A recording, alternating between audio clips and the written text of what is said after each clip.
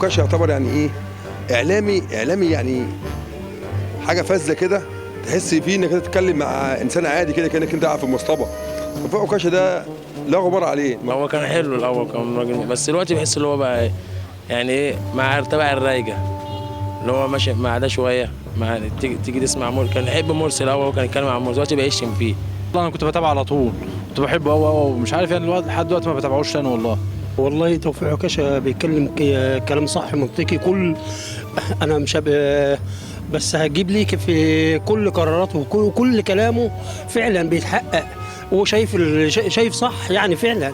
اللي ضايقني قوي قوي قوي منه ان ما ببص ليه مثلا ازاي انت راجل بتتكلم عن الراجل البسيط، وازاي انت بتتكلم عن شعب يعني المصريين فيهم طبقه البسطاء كتار قوي، ويلاحظ ان هو مثلا بيشخط في مصور ما تقطعش عليا عشان انا عايز يشوفوني وانا بتصرح وانا ما اعرفش بعمل ايه وانا بس وهات لي كفني يا واد. ايه ده ايه ده ايه ده ايه ده؟ بحس انه قاعد على مصطبه، قاعد كده بيقول حاجات غريبه شويه.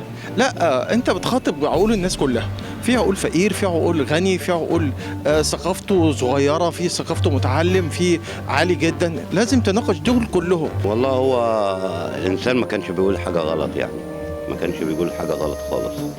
هو يعني في شويه تجاوز، انما هو راجل برضه يعني في الصوره، يعني نقدر نقول بيدينا آراءه وهو راجل محترم. بس اللي حصل معاه اللي هي الفترة الأخيرة ديت مشكلة مع وزارة الداخلية، هو اللي دخل نفسه فيها. امبارح الإعلامي توفيق عكاشة أعلن اعتزاله وعمل الإعلامي نهائيا بعد مشكلته الأخيرة مع الداخلية. هل تؤيد اعتزال توفيق عكاشة في الوقت ده؟ أيده بالعشرة. مؤيد جدا يعني. والله انا شايف ان هو ما بيفيدش حاجه، يعني ما بيضيفش جديد، وزائد ان هو يعني اوقات كتير جدا بيسب ناس وبيشتم ناس، فانا شايف ان هو يعني اعتزاله احسن يعني. انا مؤيده طبعا، مؤيده اعتزال، ان هو يعني الموضوع عشان خاطر طليقته، وطبعا هيرجع للقناه تاني، ممكن حد هيتصلوا بيه طبعا، اتصالات هتطلع تاني، وفي ناس طبعا بتحب تهزق والكلام ده كله يعني. لا طبعا مش كل مشكله هنوقف حالنا وهنوقف البرنامج. هو ليه معجبين وليه محبين، ما قلناش حاجه. لا ده انت كده ما بتحلش، يعني انت كده هتقعد في البيت يعني خلاص.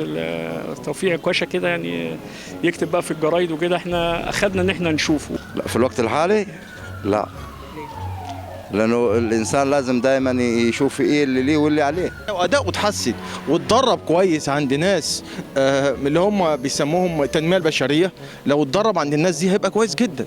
بقول له ارجوك ارجوك ارجوك، احنا عايزينك ما تعتزلش، احنا عايزينك، احنا بنشجعك يا استاذنا، احنا بنشجعك وعايزينك.